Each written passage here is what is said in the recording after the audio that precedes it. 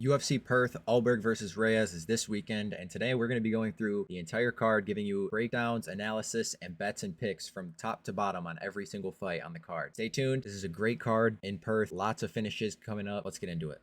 Kicking the card off, we got Loma Lookboonmee taking on Alexia Dainara. Lookboonmee coming in with a 10-3 record. Dainara coming in with a 12-1 record. A notable thing is Loma Lookboonmee is very, very short for this division, and Dainara is, on to the contrary, pretty big. Dainara is coming off the round 1 KO to Molly McCann. She also had that Dana White Contender Series against the Kinshasa girl. That was a pretty competitive fight. But the round 1 sub against Molly McCann really showed a lot of growth in her game, and especially in her ground game. Loma Lookboonmee, on the other hand, pure Muay Thai girl, decent takedown defense, can get up if she gets taken down. But I do think that if Alexia Dainara takes her down, there's just going to be levels to it. I do think Alexia Dainara can control the fight and maybe even try to hunt for a sub. Or if it stays on the feet, I do think that Alexia Dainara's lengthiness and especially the height advantage in this fight plays a big factor on the feet. And I do think that she'll get ahead on the numbers against Loma Lookboonmee. Loma is not any slouch herself. She's definitely a tough out, but Alexia Dainara is, in one of my opinions, one of the bigger prospects, and I don't think that she has a lot of hype around her name yet. Maybe just because she hasn't taken on a good opponent, but I do definitely like Dainara in this matchup. I think this is a great matchup for her stylistically. I think she has Loma Lookboonmee covered everywhere, so I'm going to go with Alexia Dainara for this one. Yeah, Lukume, I think, has the edge on the feet, but I think Thainara is a much better grappler here. I think she gets fight to the ground, potentially gets the sub, or just works her, gets a decision win. Coming up next, we got the big boy heavyweights. We got Brando Pericic out of New Zealand and Elijah Ellison. I don't know why that says Brazil. Elijah Ellison is a American. He's trains with Trace Hooper, decent on the ground, decent hands. But I think this is just a little too early for him. This was supposed to be a contender series fight that got moved up, but it ended up getting replaced to this card. I don't even know why. I think a fight might have fell out or something. But when it's said and done, it got added to the Perth card, so we're going to break it down. And I do think that we're going to see a pretty early finish here in Brando Pericic. I think he's going to knock out Elijah Ellison. Maybe Ellison will be shooting for a takedown, and Pericic is going to catch him on the entry. Or just if it stays standing, I do think that Pericic has the better striking and the better power. So give me Pericic for this fight. Yeah, no, I like Pericic too. Ellison's going to be shorter. In the film, he didn't look super technical on the feet. He's probably going to have a decent ground game just because of the camp he comes from, but Pericic looked much more dangerous on the feet, had a lot more power. So I'm going to lean him in this fight to get the win, probably by KO. Next up, women's bantamweight division, we got Michelle Montag making her debut against Luana Carolina. I did a lot of tape study on Montag, and I really like her game a lot. And she does remind me a lot of Kayla Harrison, which pretty ironic considering that she trains with Kayla Harrison now. And I do think that Kayla Harrison is probably going to be in her corner for this fight too. In her most recent PFL fight, Kayla Harrison was cornering her. She got a super quick, easy sub. She's 6-0. All of her wins come by rear naked choke. She's a tenacious wrestler, and when she gets you down, she instantly hunts for the subs. She's always looking for a rear naked choke, and it's not even necessarily the rear naked choke.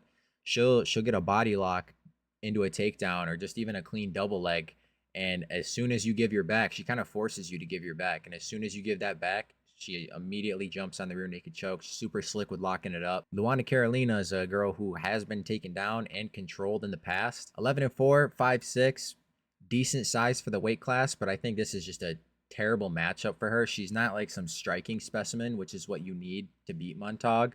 And Montag's also been clipped on the feet in a lot of her fights. She comes out looking to employ the wrestling game plan, and she'll get tagged a couple times and then shoot, which is a little bit of a worry.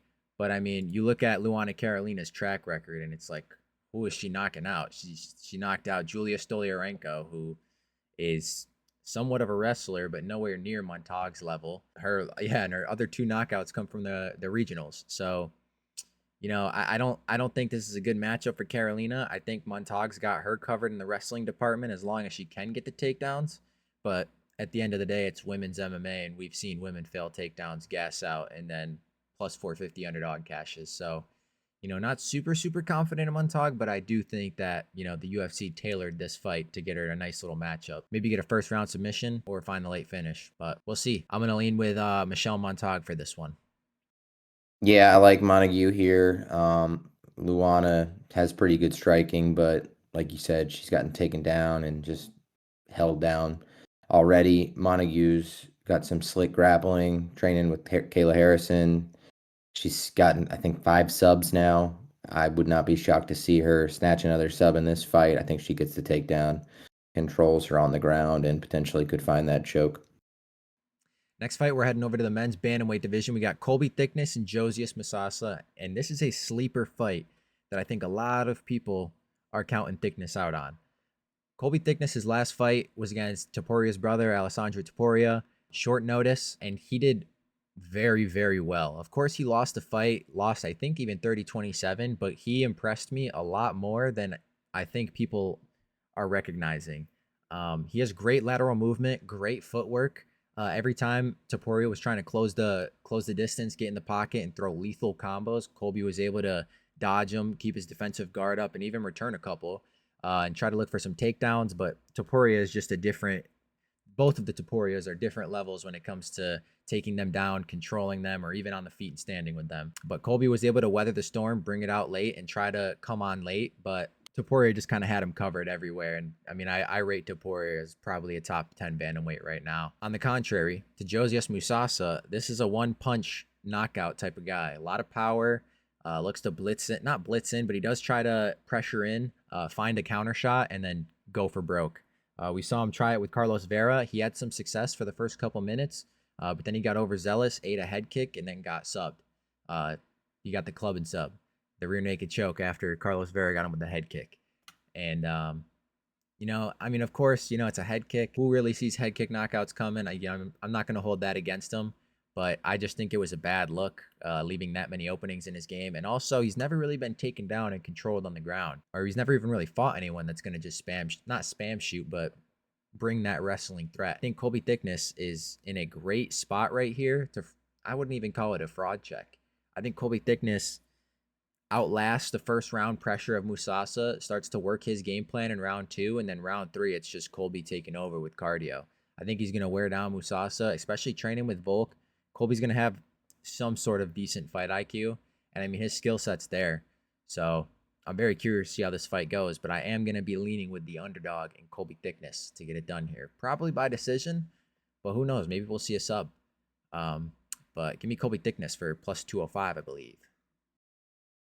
Yeah, I like the dog too. Thickness in his fight with Topuria showed great footwork. Which his stance is a bunch. He throws a lot of kicks. He's given up some reach here, so those kicks are definitely going to come into play and help him out a lot. I had him winning the first round until he got caught. He still made it to the decision there, so he showed a chin. I mean, he's fighting another power puncher here. Topuria's a power puncher. Musasa's a power puncher. That's how he gets most guys out of there. I wasn't impressed with Musasa's footwork. He's just looking to close the show with one shot. I think Thickness showed very good cardio on short notice against Topuria, and he's just got really good footwork, a lot of switching. He kicks a bunch. He can steal rounds just with activity, and he showed he can grapple a little bit in the last fight as well. So I like the dog, Colby Thickness there at plus 130. Next fight, we got Jamie Malarkey taking on Rolando Bedoya. Whew. Yeah, I don't know about this one, man. This is a very weird fight to make. Malarkey, very chinny, coming off a lot of back-to-back KO losses. That bad one to Roofy. Was a prospect back in the day, but I think his time's passed. He's taken a lot of damage over the last couple years. And Bedoya, I mean, he's been in wars for nearly every fight. But he's shown that he's pretty durable. And so I think for this fight, I'm gonna have to side with Bedoya. I do think that the fight stays standing for most of the time, and Bedoya isn't some world-class striker or really good at any aspect of MMA, but he is durable, and Jamie Malarkey isn't. And so if it stays standing, I do think Bedoya is gonna find the right shot to probably chin Jamie Malarkey. But Jamie Malarkey probably knows that going into this fight. So he's probably drilling double legs, single legs. I think Jamie Malarkey's gonna use his wrestling in this matchup, because I think that's one of his only paths to victory. And Bedoya, not the best takedown defense. So if Malarkey does try to wrestle, I can see him winning this fight. Very odd fight, but I'm just gonna have to lean with Bedoya for the dog or pass factor. I don't know. I can't tell you guys to trustfully put your faith in Jamie Malarkey to stay conscious for 15 minutes. and win them 15 minutes. Yeah, I mean, you're looking at this fight. You got Malarkey on a 2-fight losing streak. Bedoya's on a 3-fight losing streak. But if you watch those fights, Bedoya's performed better. I mean, Malarkey got put out twice.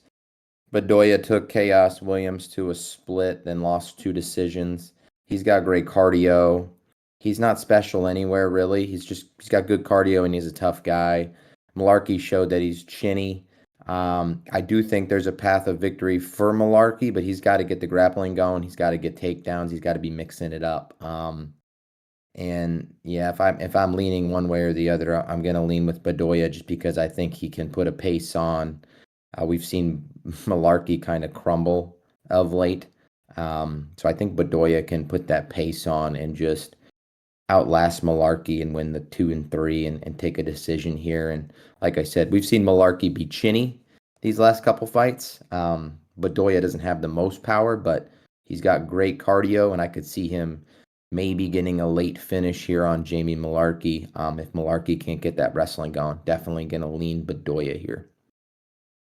Yeah, next fight, welterweights. We got Jonathan McAuliffe and Oban Elliott. And I like McAuliffe here, plus 100. Oban Elliott looked horrible in his last fight. I mean, he looked horrible.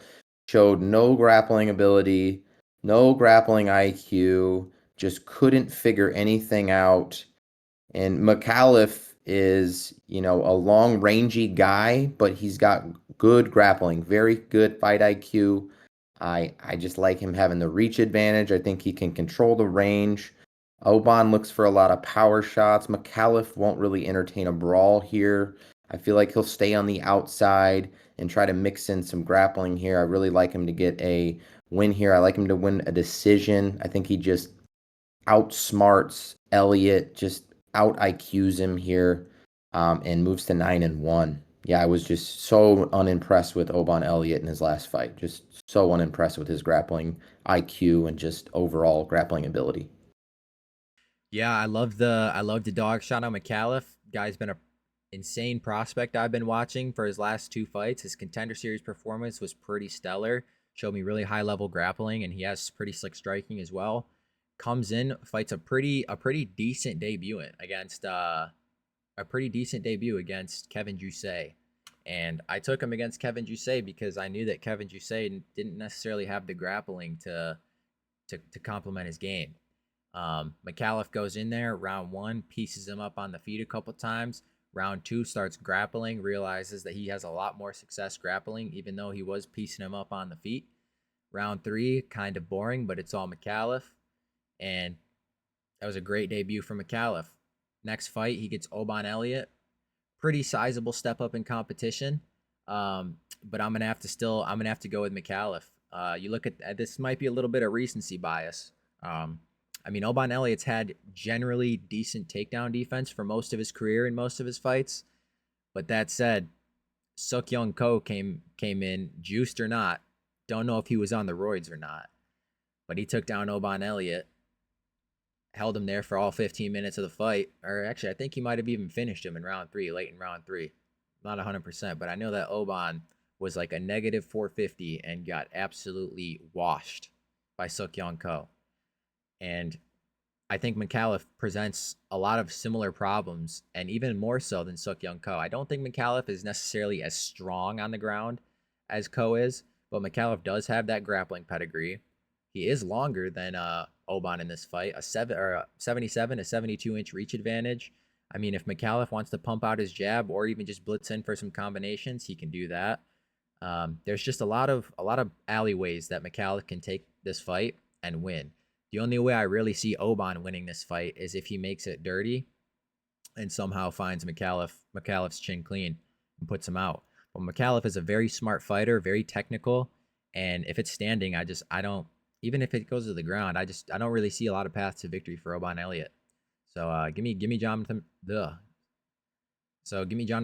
for this fight. Just 2 young guys here, and I've just seen more growth fight to fight from McAuliffe than I've seen from Elliott. I mean, like we said, Elliott looked horrible in his last fight against uh, Sokyo Ko. It's just he really hasn't fought in great competition in the UFC. I mean, decision, and then he had the KO of Basel Hefes. I think McAuliffe can just outwork him, outsmart him, outgrapple him. Give me the dog again, plus 100, Jonathan McAuliffe. Next fight, Cam Rouston versus Andre Petrowski. This is a somewhat easy pick for me, and I'm gonna have to go with Petrowski. A lot of people are taking the dog shot on Rouston because, City Kickboxing guy had the KO on his contender series, which was pretty slick. But I think this is just a crazy step up in competition, and Rouston's never really fought anyone to the pedigree grappling wise as Petrowski, and that's coming from someone who cashed on Rouston's contender series dog shot. I just don't think he has the skill set to negate Andre Petrowski for 15 minutes or even fight off some of the chokes that Petrowski might try to present. I mean, Rouston being a grappler himself is pretty rare for city kickboxing guys, but Rouston is pretty bad on the feet, and Petrowski usually works his striking into his takedowns and then just looks for control the entire round, and then will try to find subs if they present themselves. And Rouston isn't some tactician on the feet, so I think that Petrowski's going to be able to close the distance, find his takedowns, and hold Rouston there for the majority of the round, or even find like a rear naked choke, an arm triangle, something from top position or on his back. Um, could Rouston come out and get Petrowski with the one hitter quitter? Maybe, but I think Petrowski has a lot of Rouston figured out, and I just don't think you can say the same about Rouston because I mean this is his first UFC fight. Petrowski's fought Vieira, like he's beaten accoladed grapplers, so I don't really think Rouston presents any crazy problems for him. So I'm gonna have to go with Petrowski for this one. I'm pretty confident in him. Yeah, I like Petrowski here as well. Did back Roustin on his last contender series fight. Not backing him here. Striking isn't good. He did win by KO, but the fights I've watched, his striking isn't very good. He tends to actually lean into grappling matches more. He wants to grapple a little bit more in his fights. That favors Petrowski off the bat. Petrowski's got tons more grappling experience. Got a win over Rodolfo Vieira, who's a multi-time world champ. I just think he's going to be able to out-grapple Roustin. That's just what Roustin's going to try to do. Roustin does have a 5-inch reach advantage, so it'd be interesting to see if he does try to employ more of a striking game plan. Wouldn't be surprised if we see that. But ultimately, he's going to go back to what he does in most of the fights I've seen from him. He wants to get in close. He wants to get takedowns. He wants to grapple and look for submissions. I don't like that game plan against Andre Petrowski. I think he's just better there when it comes to the wrestling and the jiu-jitsu. Next fight, this one kind of scares me. Navajo Sterling and Rodolfo Bellato. Bellato, everyone knows that last appearance with Paul Craig where he faked the head kick on the ground, went to like his pec. I don't know. That was just not a good look. Not sure why he didn't get cut after that, but I'm glad that they threw him to a guy like Navajo Sterling, who they think is a decent prospect. Um, decent, decent is generous. We'll get into Sterling in a second, but Bellato, I mean, pretty one dimensional. Does have some decent ground game and grappling, but I don't think he's going to be able to use that against a guy like Sterling. Um, Bellato has some pop in his shots, which we saw against Ivan Urslan. Navajo Sterling doesn't do too well under pressure, but Bellato is very, very sloppy on the feet. And if he does try to go for broke against Sterling and look for those shots, I think Sterling puts him out. Yeah, I would lean Sterling. I wouldn't put him in anything at those odds. I think this is a much closer fight than it says. Sterling's got the height and reach advantage. Showed good cardio against Ibo Arslan. I mean, Bellato in his 3 fights in the UFC beat Ihor Potieria, who is not good. Draw with Jimmy Crute, and then the no contest against Paul Craig. I really haven't seen anything that jumps off the page with Bellato. I think he's got some punching power.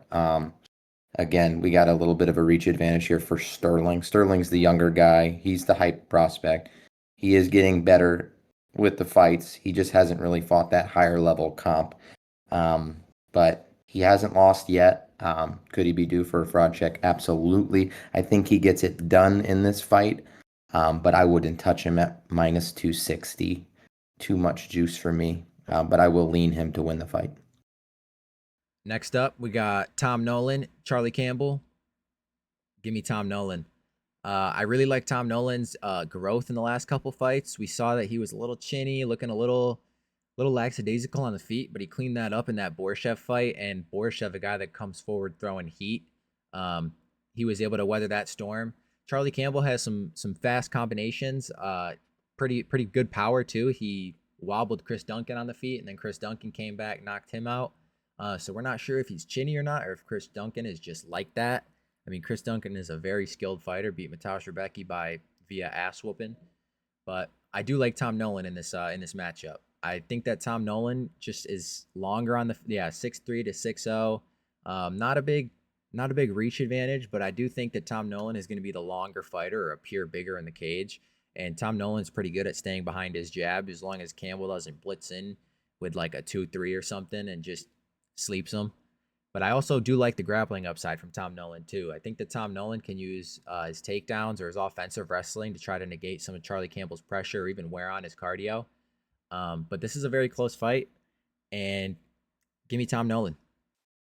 Yeah, I'm torn on this fight because Charlie Campbell, the American, he looked really good against Chris Duncan until he got KO'd.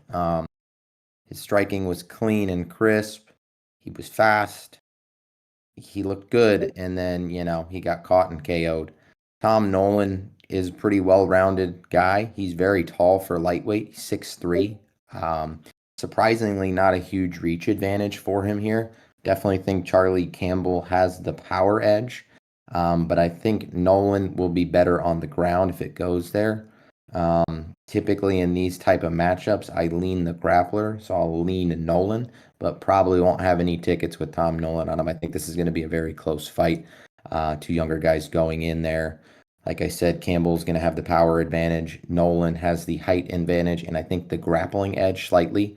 So I will lean with Nolan here, but probably won't put it on any tickets.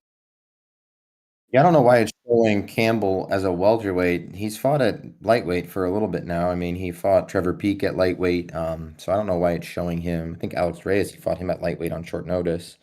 So I don't know why it's showing him as a welterweight on here. Definitely a lightweight. Next fight, man, oh man, Justin Tafa, Louis Sutherland. Give me neither. Give me a big piss break when this fight starts, even bigger than a Raquel Pennington fight. I don't know why this card got added. I mean, I know that Justin Tafa's an Australian, but I don't even know why he's in the UFC anymore. He hasn't beaten any good opponents. He hasn't beaten any bad opponents, and he's lost to everyone in between. I just He's very one dimensional. He goes out there to throw overhands, and if they don't connect, he's getting slept or subbed. And Louis Sutherland is not a marksman by any means either. I mean, Louis Sutherland is very slow on the feet. I do see Justin Taffa probably being able to counter him and knock him out, which pains me to say because I do not want to see Justin Taffa win a UFC fight. Um, and they're throwing him a layup here. It looks like. But that said, stay away from this fight at all costs because if Louis Sutherland drilled any wrestling for the last couple months, he has the tools to beat Justin Taffa. So do what you will with that information. Me personally, I'm sticking to it. I'm not betting on this fight whatsoever. This is a garbage fight, but you guys can do what you want with that information. Yeah, I wouldn't even pick either side on this fight. I mean, Louis Sutherland has some wins. He's a big, strong guy. We know what Tafa's game plan is, going out there looking for the KO in the first round. I'm taking this fight to not go the distance. Give me the under 1.5. I think this ends in the first. Either side is catching a KO. I don't think. I mean, maybe Sutherland comes out and because everybody knows Justin Tafa can't wrestle, maybe Sutherland comes out and puts on that type of a game plan, and he wins a decision. I'm willing to bet against that. I think this is a car wreck in the middle of the cage, and someone's getting put to sleep. Yeah, I'm gonna have to agree. I'm gonna have to lean on the side of Jake Matthews in this fight. I mean, we called Neil Magny against Dos Santos. Great film watch because of the gas tank, and I think the film presents itself here that Jake Matthews, just the younger fighter, Can be 50-50 at times, but I do think he's coming into his prime here. And a guy against a guy like Neil Magny, who's just absorbed way too much damage over the years, a lot of minutes in the cage. I just think that he's a little too worn for a guy like Jake Matthews. I don't think Jake Matthews is going to sleep Neil Magny. He could, but I don't rate Jake Matthews as like a Prates or a Michael Morales. And I do think that Neil Magny is going to be able to somewhat stay on his back foot long enough to survive the 15 minutes. But that said, I think Jake Matthews is going to come in here, win most of the minutes, or even find a finish. Um, so yeah, Jake Matthews is going to be the pick here. Yeah, I'm a big Neil Magny guy. He won us a lot of money last time we backed him. But I got to go Jake Matthews here. I was really impressed with him in his last fight. He looked great. Got the finish early. Magny's old. He's game. He's got great cardio. He can grapple. Striking though, he doesn't have the power. He's he's not. He's getting older. He's a vet at this point. Give me Jake Matthews. I don't know if he finds a finish here. I think he could. I think he dominates though and wins a decision here. I backed Magny against guys with bad gas tanks. I think he's a horrible matchup for a guy who's got a bad gas tank. He's proven it against Dos Santos in his last fight, and then Mike Malott. Um, I think Jake Matthews will be in shape. He's fighting in Australia. He showed massive improvement against Chitty, got him out of there in 1 minute, which is a pretty great win for him. It's a big time win over one of the best strikers in that division. Magny striking is nothing. It's nothing to write home about. He's very long. So maybe Jake Matthews has a little bit of trouble dealing with the reach early, but he's a much more explosive athlete. I think he's got a slight edge in the grappling. I think he's got an edge in the wrestling. Magny is crafty on the ground, but give me Jake Matthews here. Wouldn't be shocked if he got a finish. I think he wins a decision, though. I think he just dominates for 3 rounds, but Magny is tough to put away. I think it'll be similar to Magny's fight against Ian Gary, where he's just too slow.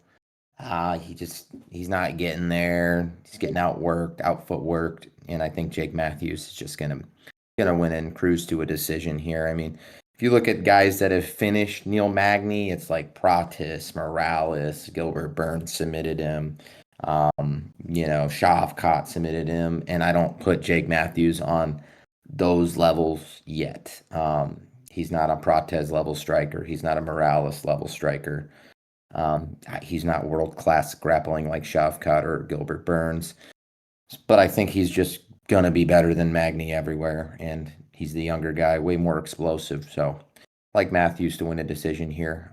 Could he get him out? If he does, I think it's a sub. Moving on up, we got Jack Jenkins versus Ramon Taveras. Give me Ramon Taveras. I haven't seen a single person pick Ramon Taveras, and this is why I know people don't watch tape like that. Jack Jenkins has great low kicks, don't get me wrong. Jack Jenkins has pretty decent range striking and decent grappling, but he doesn't really use his offensive grappling much. He'll panic shoot if he needs to, but he's not looking to get you down and submit you. We saw in his fight with Gabriel Santos. I mean, Gabriel Santos is a lot better on the ground, but Jack Jenkins is looking to try to get you wobbled on the feet. And in this matchup, I think this is a very, very bad matchup for him. Ramon Taveras is not a high skilled fighter by any means, but that said, the matchup and the style of Ramon Taveras, I think, presents a lot of problems to Jack Jenkins. Ramon Taveras is a very quick, powerful pocket boxer, got nice hands, but that said, cannot check leg kicks at all. Leg kicks are a big area of fault for Ramon Taveras. Could Jack Jenkins come in here and chop his legs up for a leg kick TKO? Maybe. I don't see it though.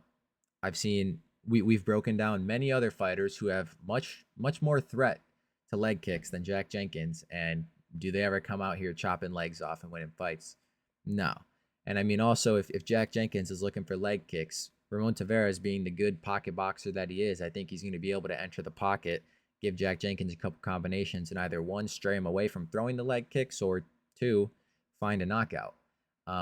Jack Jenkins is pretty good at managing distance, has a pretty good fight IQ, but I think this fight just comes down to stylistics, and I think Ramon Taveras, as long as it stays on the feet, should be winning the minutes against Jack Jenkins.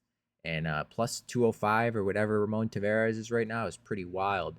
And what's even crazier is I saw plus 1100 or plus 1200 on his KO, which is nuts. If Ramon Tavares is winning this fight, there's a very, very good chance that he cracks Jack Jenkins and TKOs him on his own turf. Um, so yeah, I'm definitely going to be looking at that and sprinkling that prop. Yeah, I like Tavares in this matchup. It's such a good matchup for him. He's fighting a smaller guy. He's gonna have a 2-inch reach advantage. He's moving up to featherweight, which is where he should be. He missed weight twice trying to cut the bantamweight. So I think he fills out better at featherweight. It's only going to help the punching power, which is clearly there. We've seen it when he knocked out Contavious in 20 seconds. He showed power against Series City. And Jenkins is going to play right into a fight that is going to favor Tavares, in my opinion. He's got crisp boxing. He's got really good hands. I've seen him fight in person locally at a show called Combat Night. He's got good boxing, really good hands. He doesn't really want to mix it up and grapple much. That's Jenkins' path to victory. But in the fights I watch with Jack Jenkins, he uses his wrestling defensively. He does not really offensively wrestle. He likes to get in close, stand and bang. That's tailor-made for Ramon Tavares to pull the upset here. Plus 1200 on the KO is absurd. I would definitely sprinkle that. I'm taking him at, I think he's what, plus 240 now. They got Jenkins at minus 300. Give me Ramon Tavares. This is just such a good matchup for him. He could lose the fight, but this should be a much closer fight odds-wise. I think these guys are, again, it's going to be a stand-up fight in my opinion. Jenkins doesn't blow me away on the feet. He's got good cardio, pretty well rounded, but I'd like I'd like him more if he offensively wrestled. I don't see that from him. I think he's going to play right into Tavares's game, and I think Tavares's power is going to get better going up to 45. He showed he was struggling to make weight at 35. I think he actually is going to have more power at 45. We've seen this with guys Topuria is an example. He just has crazy power. He had power at featherweight. He has power at lightweight. But typically when guys are cutting too much weight, that eats into that power meter. I think him going up is just going to help that. And I think Jack Jenkins plays right into a fight that favors him. So give me Tavares. I'm definitely sprinkling the KO at plus 1200. That number's crazy. I like Tavares to win this fight. I wouldn't be surprised if he got the KO. But I think it'll be a good fight. I think it'll be competitive. Moving on up to the co-main, we got 13-4 Jimmy Crute taking on 14-5 Ivan Erslan. We were just covering a little bit of Ivan Erslan versus the Sterling match. Ivan Erslan, pretty decent striker, not a lot of grappling. Pretty bad grappler actually. When he gets taken down, he doesn't really look to stand up. He kind of just sits there, negates damage, and waits for the round to end, which I like in a matchup against Jimmy Crute. And I do see why the books have Jimmy Crute as the favorite here. Jimmy Crute gonna look to go for a single. He has a really nice single leg. As long as he can enter without getting clipped, I do think that he's gonna get Erslan down. Try to look for an early submission, or if not, he's on his home territory. He's gonna look for a submission, which can be a little sweaty if he's putting submission over position. But I do think that he finds the submissions at some point on Ivan Erslan. So I'm gonna have to go with Jimmy Crute for this fight. Crute's really leaned into his grappling in his last couple fights. He's got some really good wins. He's fought much better comp than Erslan. He's got a sub win over Olajaychek. He knocked out Modestas Bukakis. He's coming off that arm bar against Marcin Prachino. I think he's just smart here. He's fighting in Australia. A guy wants to win in his home country, right? I think he shoots takedowns. I would not be shocked to see him catch up a sub. He's very aggressive on the ground. He does not just stay on top. He looks for the finish. And that's what's gotten him in trouble in fights before on the feet because he can get crazy wild. And like you said, we did see Erslan show some power against Sterling, but I think Crute fights smart, gets the takedowns, wins the fight. Now, Ulberg versus Reyes. Give me Dominic Reyes all day long. All day long for plus 210, or I think I'm in for plus 225 actually. His odds have gone down a little bit because I think the market is waking up. But I'm going to take Reyes in this fight pretty confidently too. Um, a lot of people are, most of the world is on Carlos Ulberg. One, because he's on his home turf. Two, because I think he's a very overrated prospect, if that's what you're going to call him. Carlos Ulberg, not a lot of power in his hands, loves fighting off the back foot and looking for counters. Very, very boring light heavyweight fighter. Um, Fought against Jan Blachowicz in his last fight, arguably lost. No clue how the judges saw that for Ulberg. I think you could give Ulberg round one, but every other round he lost. Um, and I don't know, coming in against a fight like Dominic Reyes, I see Carlos Ulberg trying to stay on the back foot, trying to just frustrate Dominic Reyes. But I think Dominic Reyes is going to be able to outvolume Carlos Ulberg and win the minutes of the round. And Carlos Ulberg, knowing that, is going to have to take more chances. And I do think that that opens up a finishing potential for Dominic Reyes. But that said, I do think Dominic Reyes is going to be on the front foot for most of the fight. And if he is, that can leave him open. That can leave him open for Carlos Ulberg's check hook. Carlos Ulberg is always looking to counter with a left check hook. Always circling the cage, trying to draw you in and throw it. And Dominic Reyes being a southpaw, that is open. And that's probably why these odds makers have Ulberg at such a high price, or such a low price, I should say. But I think Reyes has fought many orthodox fighters in his time. A lot of people think he's super chinny because of the John Jones fight and Yuri and Jan, and I don't think that's the case at all. I think after he lost to John Jones, you know, losing to a guy like John Jones when you beat him, he was probably like, oh, that probably gave him a confidence boost in his next fights, and he probably went in knowing, yeah, I'm just talking on my ass now.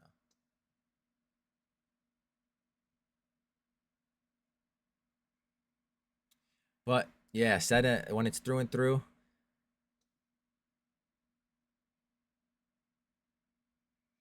But yeah, plus 210.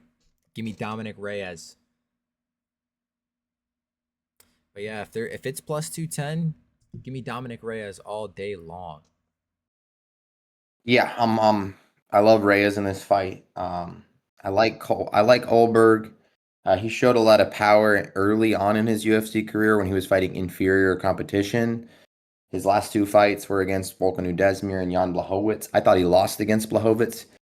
When he's fighting the same level of competition, he's very hesitant and he fights off the back foot. His best weapon is that left hook. Got quite a few knockouts with that check left hook. But against a southpaw like Reyes, he does not have great footwork. He's very mobile and he moves a lot. He is kind of elusive, but he doesn't have good foot placement. And when we get into film study, I'll show you the one instance where he fought a southpaw against Ihor Potieria. He had horrible foot position and was actually getting caught up until he found the check left hook. When I watch Reyes, everyone's got this narrative that his chin is bad. That's not true. He actually has a great chin. If you watch his fight against uh, Yuri Prohaska, who is a tough matchup, nightmare matchup for anybody, he showed great footwork early on. Very great straight left down the pipe. He was hurting Yuri with that, which is going to be his weapon against Ulberg. He's going to need to keep the right hand high to guard against the left hook, and then he should be firing that straight left. I love that for him. I saw it against Yuri. Um, Yuri was a tough matchup for Reyes because Yuri just comes forward and pressures. He's also long and lanky, and nobody fights like that. But I saw improvements from Reyes on his three-fight win streak. He fought another aggressive striker in Nikita Krylov and put on a masterclass, knocked him out in the first round. We all saw that fight. Just superior footwork, very elusive, and set him up for the counter strike. He also can fight going forward. Reyes can fight either style here. Ulberg prefers to fight on the back foot against the fence and a counter heavy.